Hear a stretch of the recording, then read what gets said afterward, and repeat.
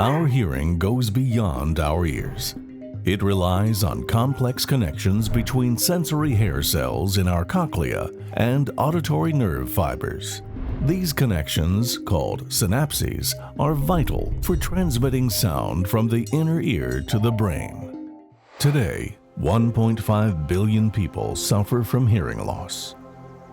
By 2050, this number could reach 2.5 billion. Even more alarming, 1.1 billion young people are at risk due to unsafe listening habits. And as of now, there is still no cure. When these synapses are damaged, we call it Cochlear Synaptopathy. This can lead to tinnitus and make speech difficult to understand, especially in noisy environments.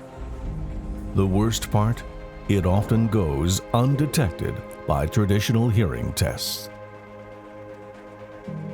Cochlear synaptopathy is an early sign of hearing loss. It can be caused by loud noise, aging, or genetics.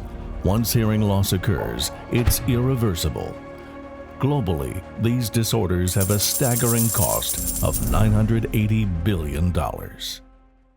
But there's hope.